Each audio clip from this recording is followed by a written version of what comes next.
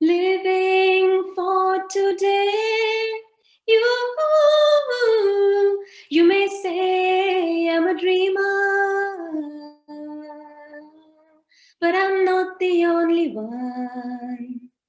I hope someday you'll join us, and the world will be as one. Imagine no possessions. I wonder if you can. No need for greed or hunger. A brotherhood of man. Imagine all the people sharing all the world. You may say I'm a dreamer, but I'm not the only one. I hope someday you'll join us, and the world will be as one.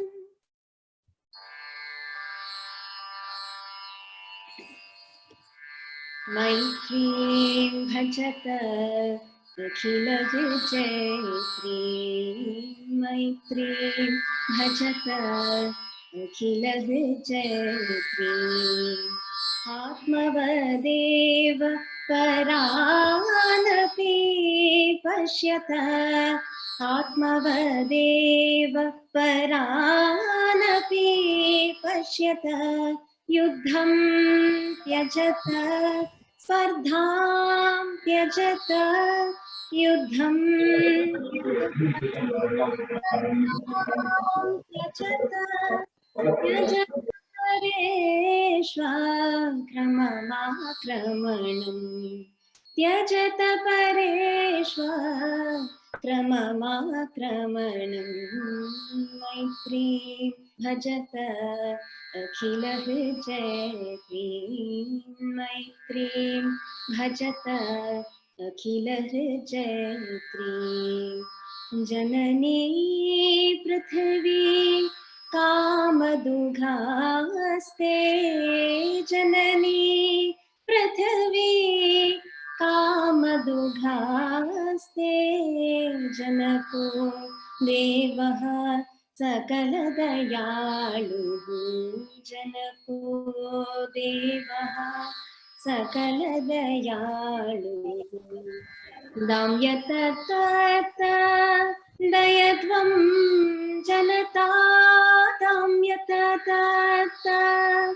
दयध्वं जनता श्रेयो भूयात् सकल जनानां श्रेयो भूयात् श्रेयो भूयात् श्रेयो भूयात् सकल जनानां श्रेयो भूयात् सकल जनानां श्रेयो भूयात् सकल जनानां श्रेयो भूयात् सकल जनानां. Thank you.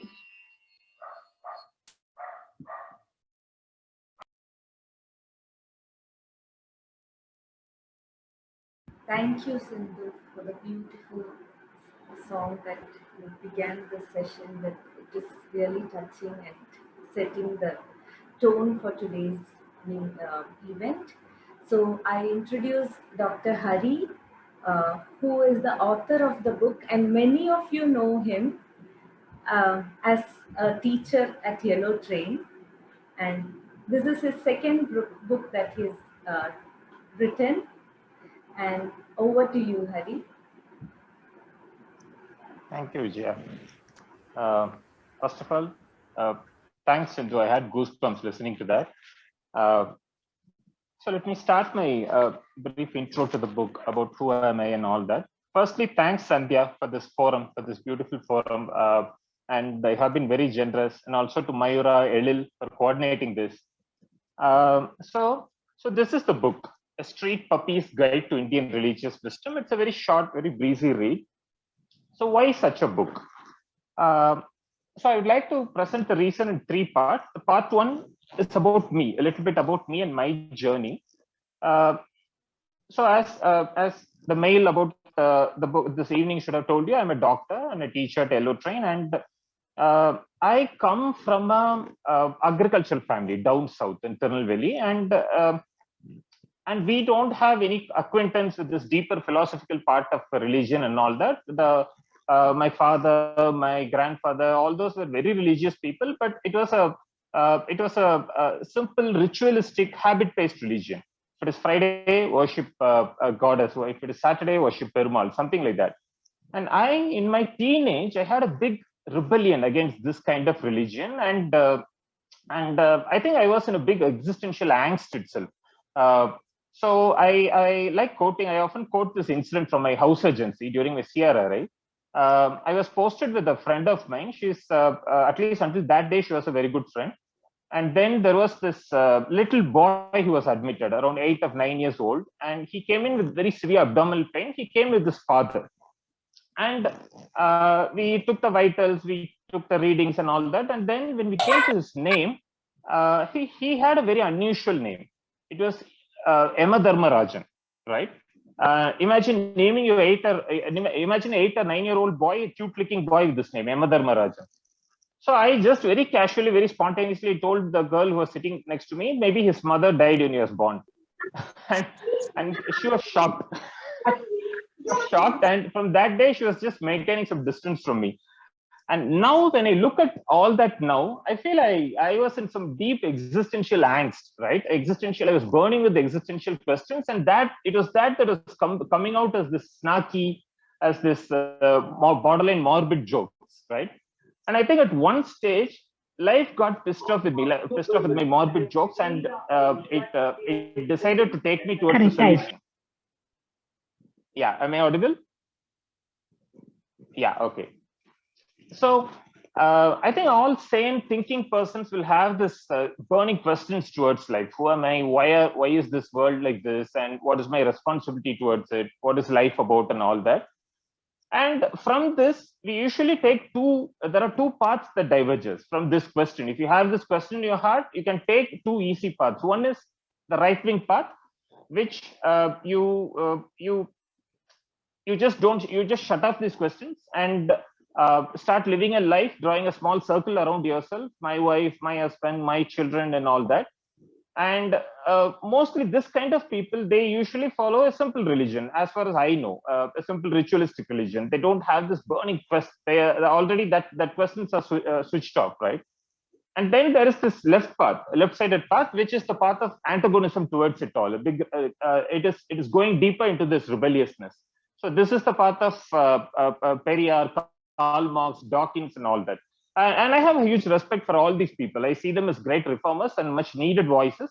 And I could have ended up in any of these two paths, but my life took me along a very different path, which is the straight path, neither left nor right, straight into the thing I was rebelling against, right? So I did my PG in an institute which was in the midway between Sri Aurobindo Ashram and Ramana Ashram, and I used to visit there often during my PG just out of interest. I didn't have great bhakti or anything towards those gurus, just out of interest and intrigue, because the religion proposed in these ashrams, it was of a very different kind.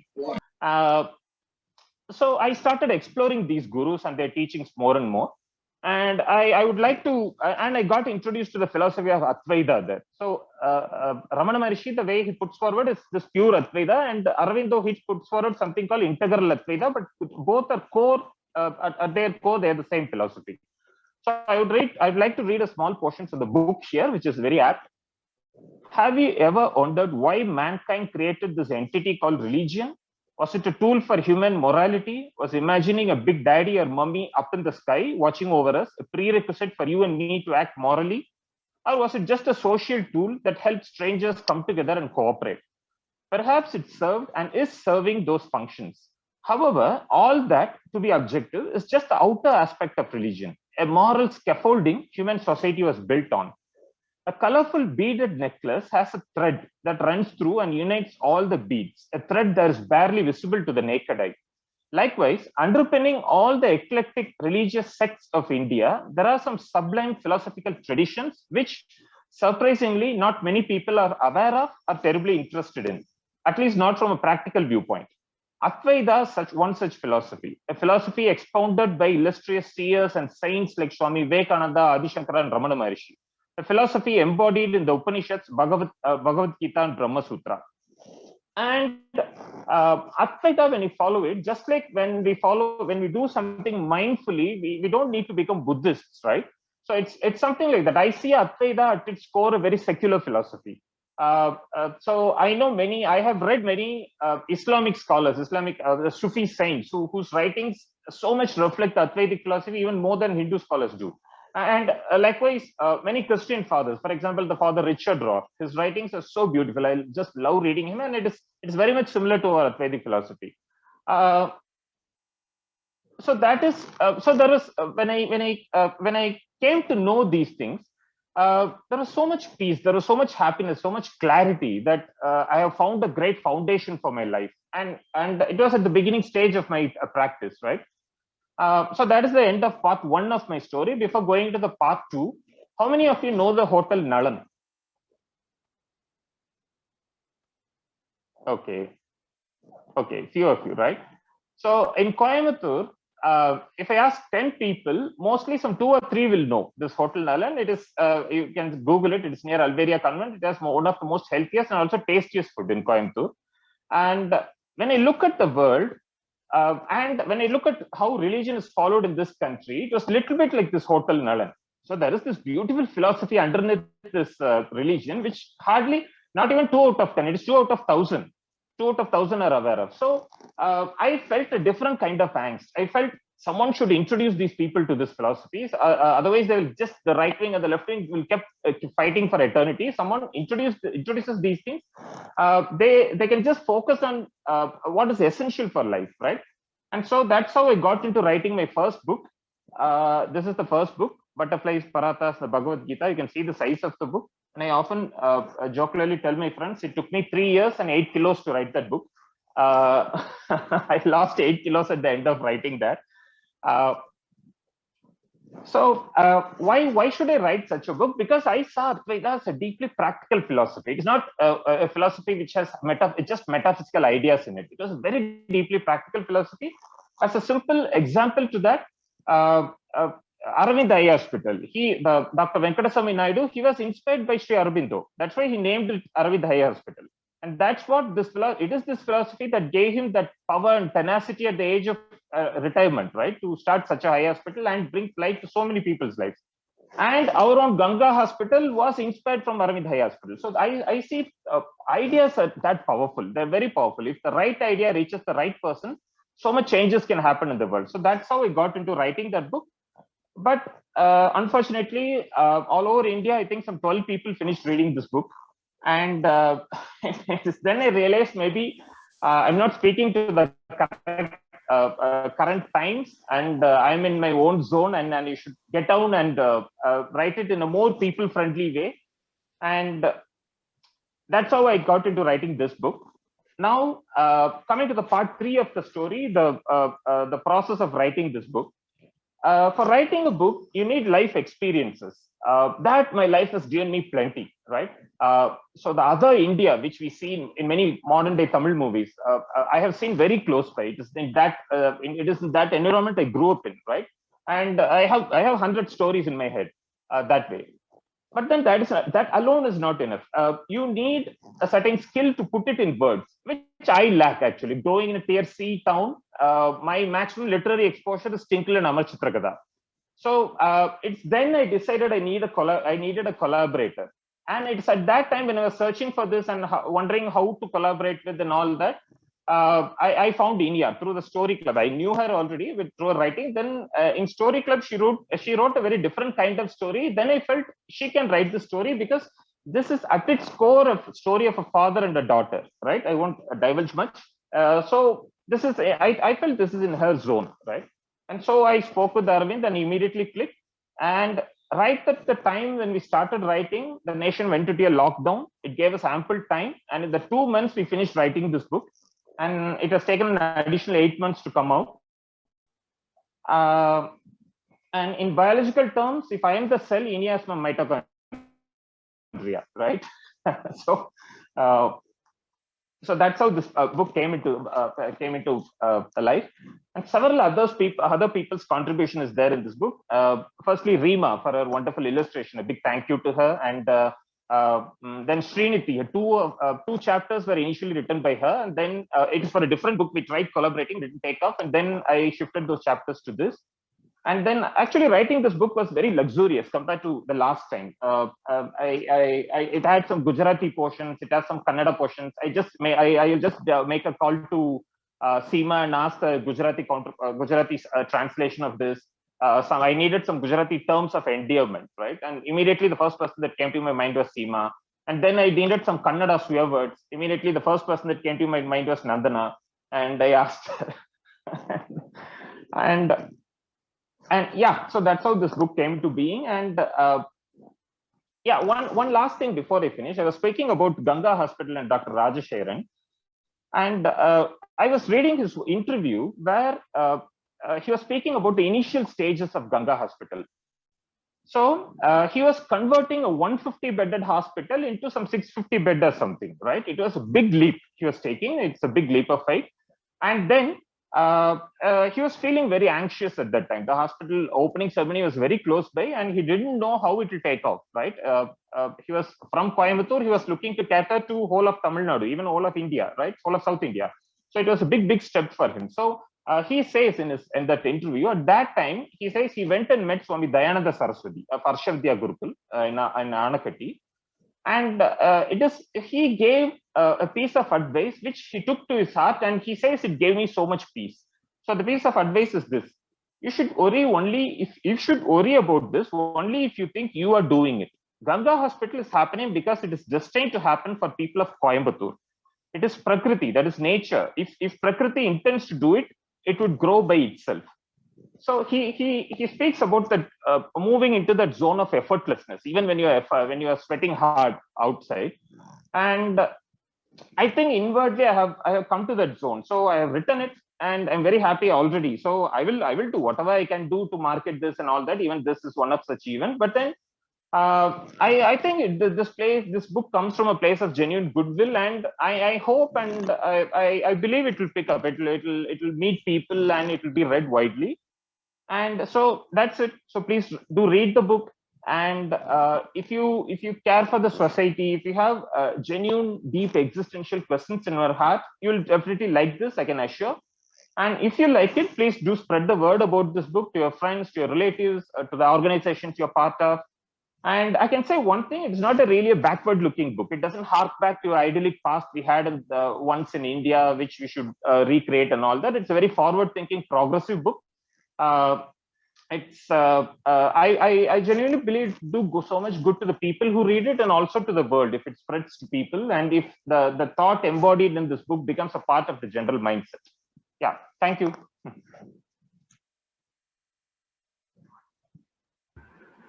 Thank you, Hari. Before handing it over to Sindhu again, I would like to share something about how passionate Hari is about this writing that he is doing and spreading this idea of Advaita philosophy.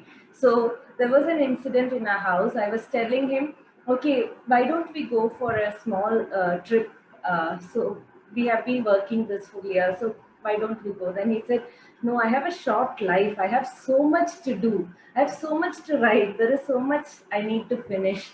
So that much he is in love with this philosophy, and he wants to take it to the right people and empower them.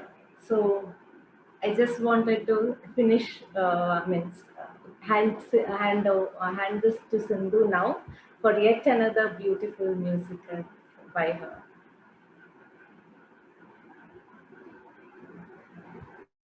Thank you again, Vijaya. This is a song which has nature at its heart. This is Alage Alage.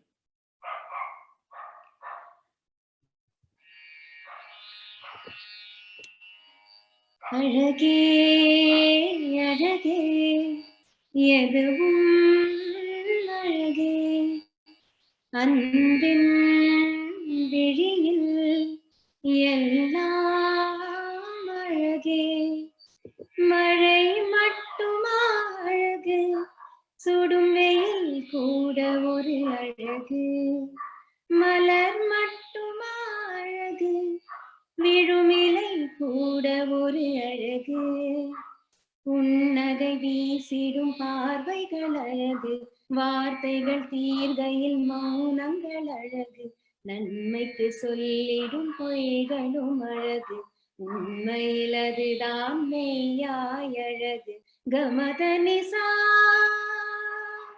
நிரிசா கமத நிசா கரிசா குயிலிசை அது பாடிட ஸ்வரவரிசைகள் தேவையா மயில் நடனங்கள் ஆடிட ஜதி ஒலிகளும் தேவையா நதி நடந்தே சென்றிட வழி துணைதான் தேவையா கடலலை அது பேசிட மொழி இலக்கணம் தேவையா இயற்கையோடு இணைந்தால் உலகம் முழுதும் அழகு கவலையாவும் மறந்தால் இந்த வாழ்க்கை முழுதும் அழகு கமத நிசா நிரிசா கமத நிசா கரிசா அழகே அழகு எதுவும் அழகே அன்பின் விழியில் எல்லாம் அழகே மழை மட்டுமா அழகு சுடும் வெயில் கூட ஒரு அழகு மலர் மட்டுமா அழகு விழுமிலை கூட ஒரு அழகு புன்னகை வீசிடும் பார்வைகள் அழகு வார்த்தைகள் தீர்கையில் மௌனங்கள் அழகு நன்மைக்கு சொல்லிடும் பொய்களும் அழகு உண்மையில் அதுதான் மெய்யாய் அழகு கமத நிசா நிரிசா கமத நிசா கரிசா. Thank you.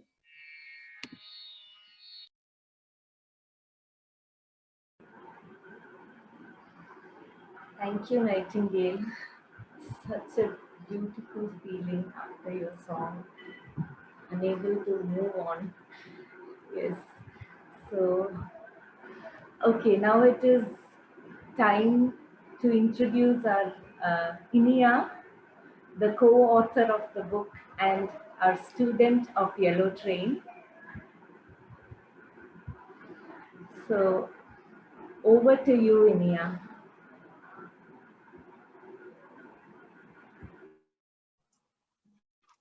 Hi everyone. Firstly, I'd like to thank all of you for coming here. It's my first book and it means a lot to me. And of course, I must thank Haryana for believing in my talent for expression and encouraging me and giving me this opportunity to co-author a book at my age. I'd like to read a small passage from the book.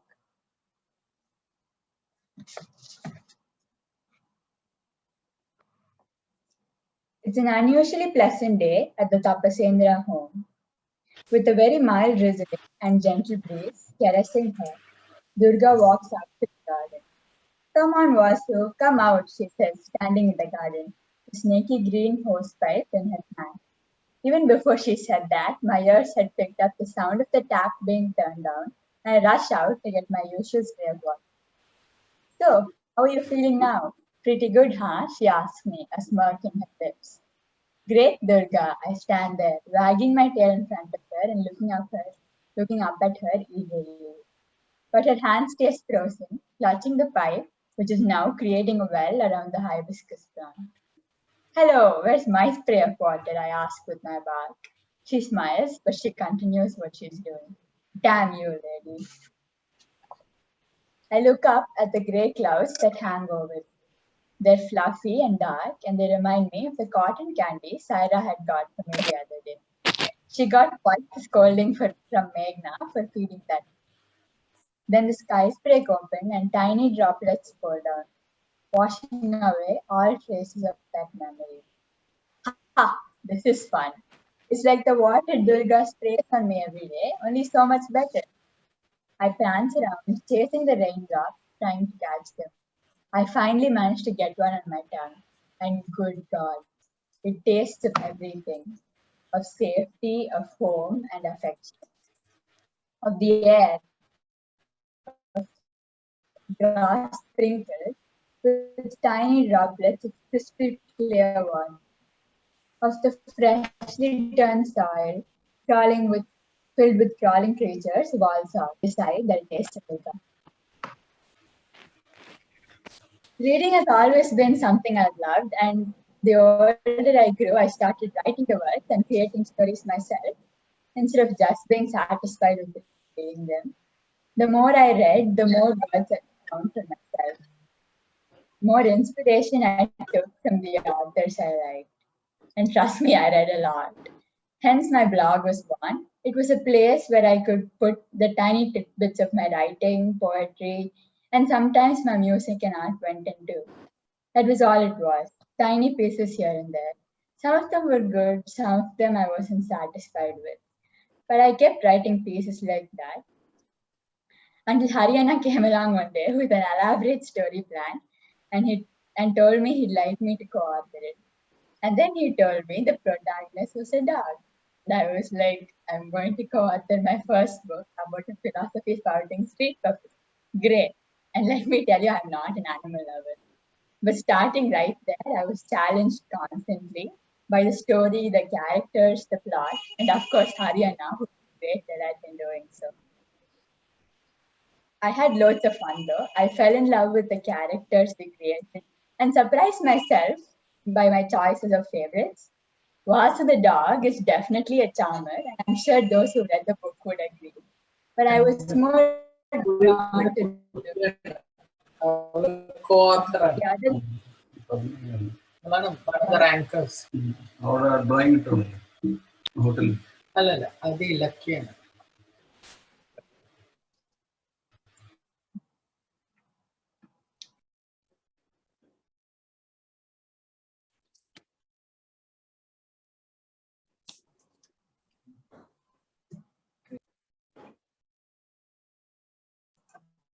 Yeah. Can I continue? Continue, yeah. Sorry, yeah.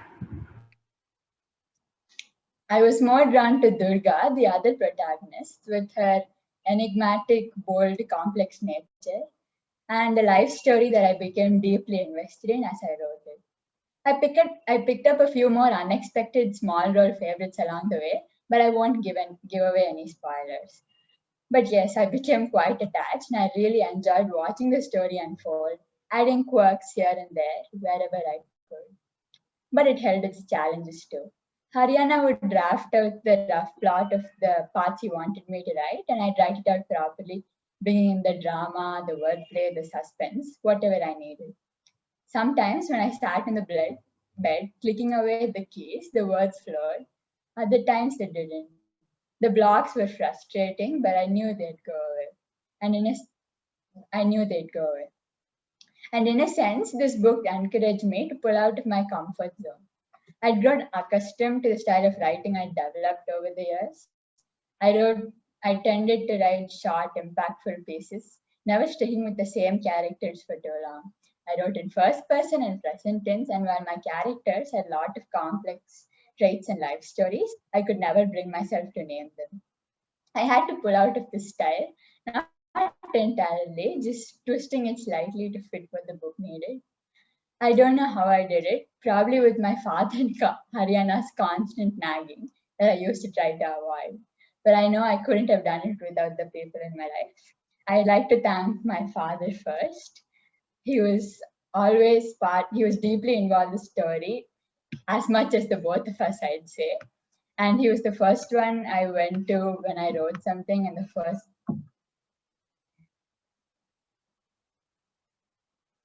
he was the first one I went to with my writing, and the person whose feedback I took most seriously, and the person whose compliments I take most joy in. I'd also like to thank the rest of my family, whose ridiculous amount of pride in me made me believe in myself. My friends would be on the receiving end of "this character is so annoying, my favorite character's in trouble," and still never called me crazy. My teachers, especially my English teacher Chenni Akka, who always seemed to take more joy in my achievements than even myself. And of course, Haryana again, even if he did fall into the teacher category already, without whom I wouldn't have even considered writing a book. And how could I forget the readers? Once again, thank you. Or as the puppy Vasu would say, Baba.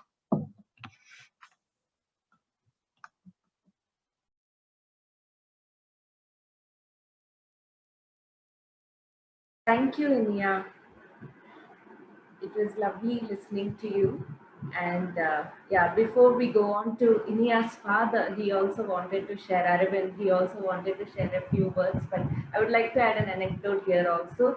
And Hari, when often Inia sends back the write-up, he would say, "My God, what has this girl written? I feel as if like going and giving her a slap and asking her, how come you could write such things?"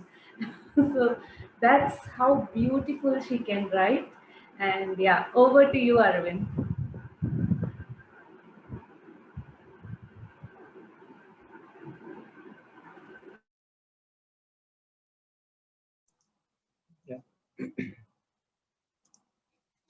So thank you. Good evening, everyone. Thank you for joining this wonderful evening. And thank you, Yellow Train, Sandhya, and everyone in Yellow Train for this opportunity of launching this book here. So I had written down just few lines on why I think a common man like me should read this book, and also why a lot of people in the current socio-political context should read this book. But then Hari has already mentioned many of this, but I just like to reiterate some of the points here. That many of you may have seen the documentary Social Dilemma in Netflix. It explains how the algorithms in the internet and social media are basically designed to polarize people into two different extreme groups of people based on opposing ideologies. Ideologies be in caste or race or religion. So on top of already polarized two group of peoples, the danger lies in the fact that the politicians cleverly do divisive politics with the people who are already polarized based on religion. So there are the solutions to this polarized world, and the danger of all this is very complex, as you all would agree. But then, like any complex problem, for any complex problem, awareness and education is one of the most important aspects. So I believe one of the ways this problem can be solved is by explaining the core concepts of spirituality instead of understanding at the superficial level to more and more people in the world, in India, especially at the current context. So simple, interesting, and palatable, more importantly, palatable books like this for the common man are very important in the current context. And please, if you have not read this book, please do read and spread the word around. Thank you once again for the opportunity. And finally, thanks a lot, Hari. And I can't thank you enough for this opportunity. Thanks a lot.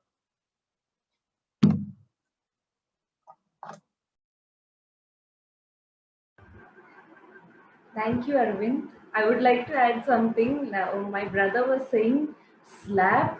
Do you mean the real slap? No, I meant it in a different way. Like, it was too good, and asking, how can you do something like this?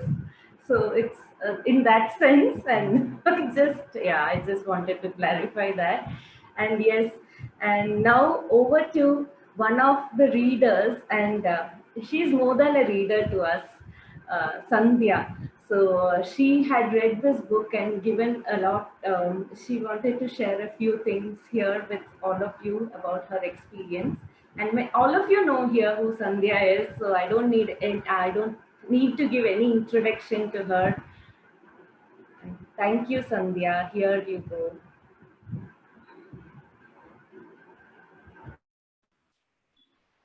Thank you, Vijaya. I just wanted to share my happiness over the publication of this book, which is very special because it's not very often that you get to read a book which is written by a fellow dreamer, fellow colleague, and a friend, and a student.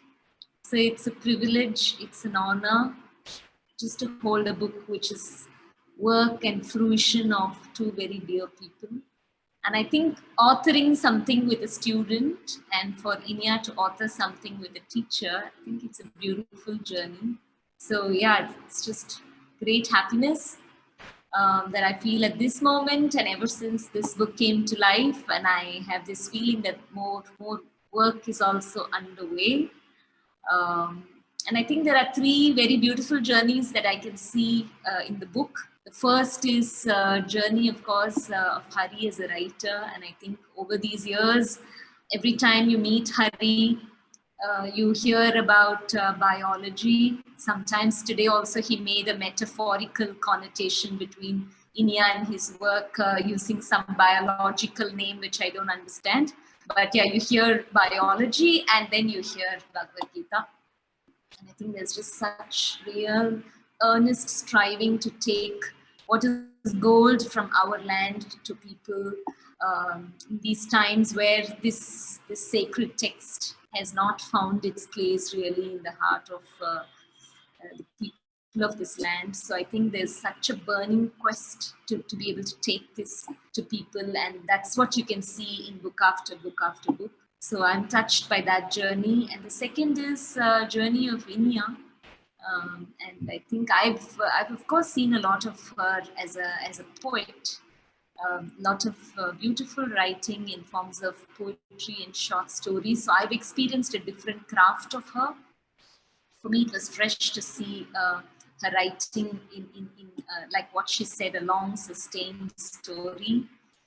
So her own journey, and I think I've had the privilege of accompanying that journey for some years as a witness, and now to see it taking a new shape, and perhaps it's going to have a long road. So there's just great joy in just seeing and witnessing that journey. And I think the third journey is very, very beautiful, which is a journey of Bhagavad Gita itself and philosophy that Hari talks about, and how it can be brought in this form to a lay audience like me. And when I finished the book, I felt a bit of guilt. Okay, I'm 43 years old, and how did I spend 43 years in this country not reading a book on the Gita? And so I'm glad I made a beginning. So thank you for that, Hari. So I think three beautiful journeys. I loved many things about the book. I loved Vasu. I loved Durga very much. And I loved the end, not your end, Hari. I think my end, which is when Durga goes back and there's a reunion and a discovery of who Vasu is. And I think it's so beautiful. So blessings on the book, and may it have a rich journey across this land, touching the hearts of many people who need to be touched by the sacred text of this land. So thank you for this work. And thank you for inviting your student into this fold. I think that's wonderful. So thank you. And thank you, Sindhu, for this wonderful, wonderful music. And thank you, Sandhya and Yellow Train, for such a wonderful platform for Inia to nurture her, talent. Thanks a lot so much.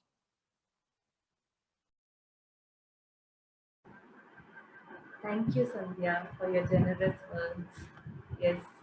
Now it is open discussion. Anybody can ask any questions that you have to the author or Inia, and I'm sure they both will be very happy to answer all your questions. It can be anything from quirky or something which is you are sitting with. Why did you choose a dog as the one who is telling the story, or anything that you have for the author and Inia, I mean both of them.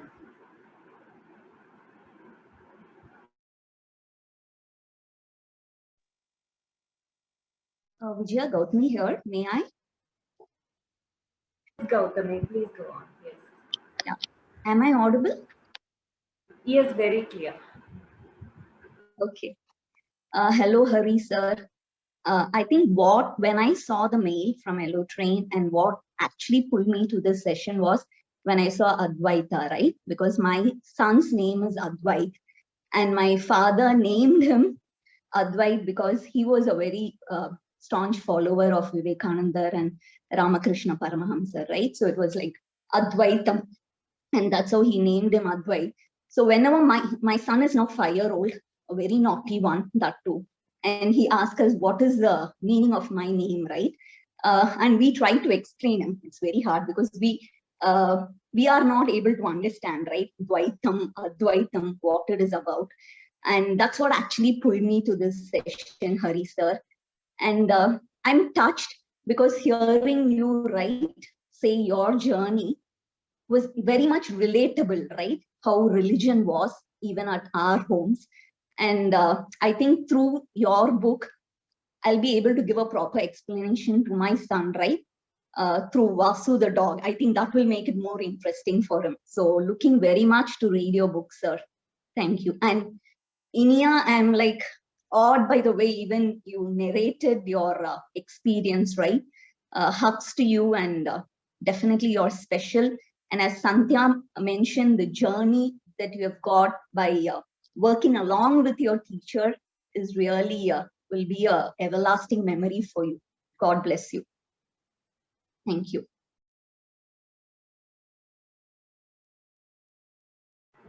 Thank you, Gautami.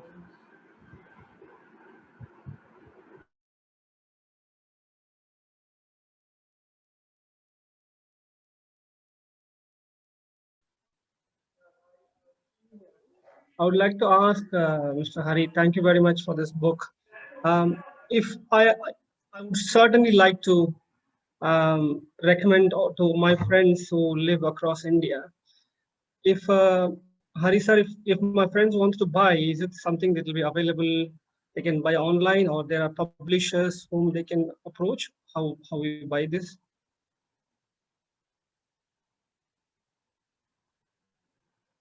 Hari, you are on mute. Hari, please unmute. Yeah. Sorry. Yeah, you can hear me now, right? Yeah, so it's available in all online platforms, sir. Amazon, Flipkart, and all those, and even Kindle version is available. Oh, excellent. Okay, lovely. Thank you. Thank you, Srini.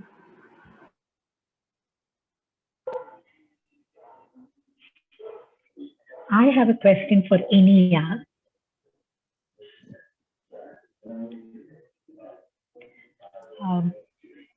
Well, I'm just curious to understand how writing about Bhagavad Gita and Advaita has been for her at this age, because it's quite a deep philosophy. So I'm really curious to see how it has been for her. So the book has 2 parts. There's a story as a base, which has philosophy parts weaved into it. I don't think I am qualified or near enough ready yet to write about such a deep philosophy. I had no part in the philosophy. I wrote the story. I co-wrote the story. Did it end up rubbing on you at some parts? I'm not sure yet. But it's a great job, Inia. Hearty congratulations. Thank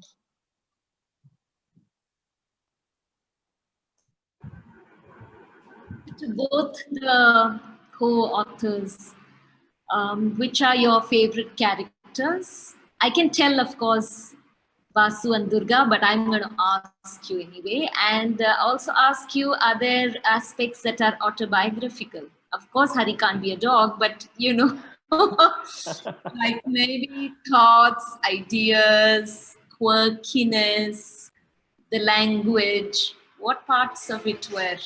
Yeah. I think, Sandhya, to answer that, even if you write a biography of, say, Gandhi or anyone, it's in a way an autobiography only. I think that you can't avoid that. Yeah, there is some Vasu in me, and there is some Durga in me. Likewise, there should be some Vasu in Enya, Durga in Enya. Otherwise, we can't write those characters, right? Certainly, autobiographical elements are there. And favorite characters, I'm not sure. Maybe the main character, Vasu and his past. That is the main character. That's my favorite. For me, it will be Durga and her past. And I don't know. I don't want to give any spoilers, but Mona, there's another character called Mona. I don't know why I got attached to her. Just mostly the strong, resilient female characters.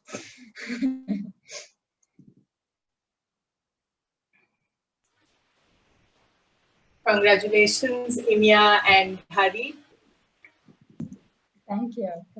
Thank you. Here. I just want to know, what is your target audience for this book? Did you have any target audience in mind when you wrote it? Anyone with a genuine quest, Anitaka, that's all.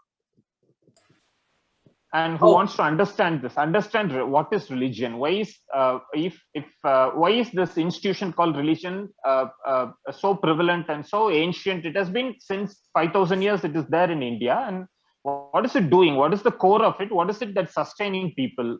So, I think anyone will connect to it. Anyone, maybe I would say more than 20 years, anyone can read it. Okay, so it's not meant for children. No, not children. I would say more than they can read it as a story, but to understand the philosophy part and the deeper layers we have brought in the story about the context, everything. Maybe you should be an adult. Okay, thank you.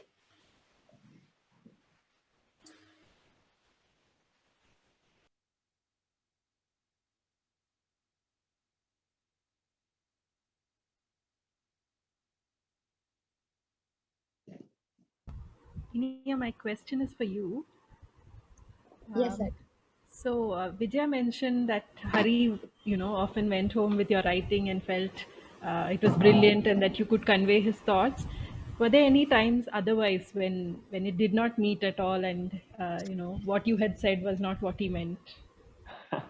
Shall I answer that, Enya? Shall I answer that? Chitra, is that you? Mayura. Okay, fine. So there are plenty of times like that, Mayura, where she will write some long monologues, very striking monologues. But I would say I want it externalized. I want it in action. I don't want a monologue. And then I'll strike it off, and then she'll throw a tantrum. For 2 days she won't write, and then 2 days she'll come back. She'll come back. It's like that. We had many fights like that. We fight over single words because I get bothered that it's impacting the ending.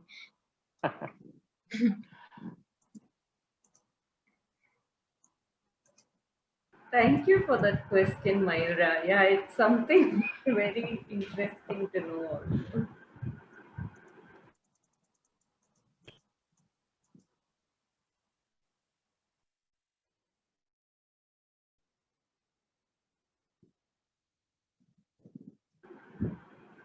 Teresa, when you said the book targeted people of age more than 20, ideally, right? How did it even strike you that someone like Enya, the age of Enya, could go after your book, right? When you targeted it first, was something that a little. Can you please explain that aspect? Yeah, see, when we talk about calculus and all that, we are talking about taking it to normal people. But when you have someone like Srinivasa Ramanujam, for him, such rules don't apply, right? It's something like that. Enya, her writing is always much beyond her age, actually. Okay. And actually, there were some dark parts in this book, which I wasn't sure whether I should give it to her, whether I should write it myself. And I thought I'll just give it to her. Whatever she writes, I will just add over it. But then I had to cut it down. It was too dark. I couldn't sleep reading that. So she excels in that. She excels in this dark, morbid writing. It's her zone.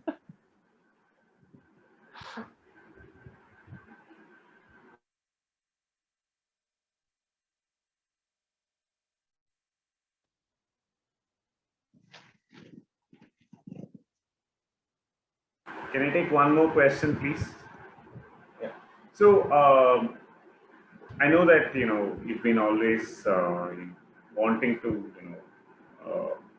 like you said sometime back, you want to deliver, or you want to be a messenger to take this concept of Advaita to people who read it, right? Or one of those many messengers. So, but when you wrote this book, or when you had the idea of writing this book, right? So, what did you think needed to be the final impact of anyone who read this book? One, essentially, what did a person who read pre and post reading, what you thought was the impact that you wanted? Yeah, sure. So to mildly correct your statement, I'm an explorer, right? That's how I see myself. So I'm just exploring something and just presenting this. These are the things you can find here, right? I'm not a messenger or anything. Sorry. The second part, I think the ending. Yeah. So the ending actually aptly summarizes that. So there is this. I won't divulge that, but when you read the epilogue, which is about a marriage, which is about an interreligious marriage, that beautifully summarizes the book. What is that? I wanted to be my final message from this book about harmony, right? Thank you.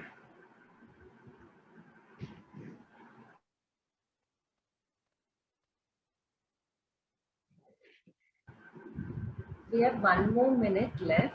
If somebody has a question, we can. I don't have a question. I just would like to share something.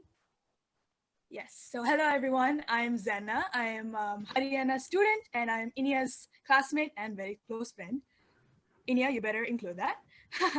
And I would just like to share that I'm actually very proud of Inia for working so hard for this.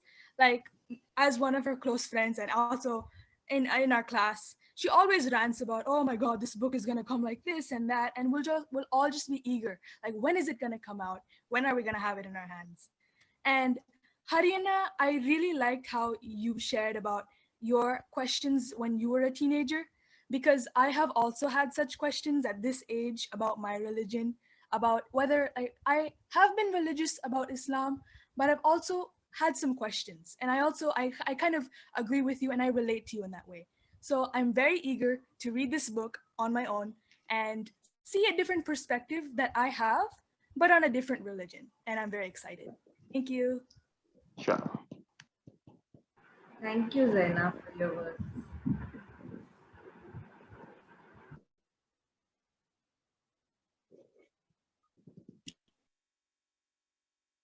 Hari, my question is to you. This Vasu seems to be a favorite. So there was a Vasu in the Bhagavad Gita, your first book, and in your second book. So will Vasu always be there along with you? And my second question is, did you decide that the pup will be a Baba and then buy a pup yourself, or because you bought a pup just recently, you decided the pup will be a Baba in this book? So the first question, is there a Vasu in the first book, Sindhu? Yes, one of the 3 friends. Oh, is it? I forgot that name at all.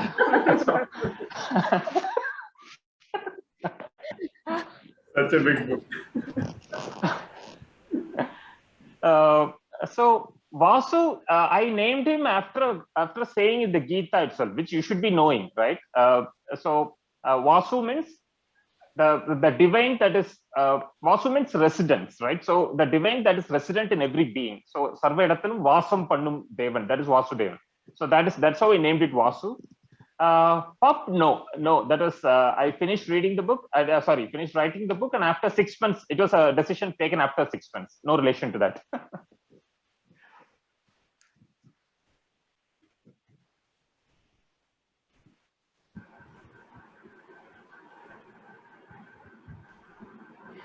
Thank you for everyone who made time to join us this evening. I hope you all had what you had expected while coming for this event.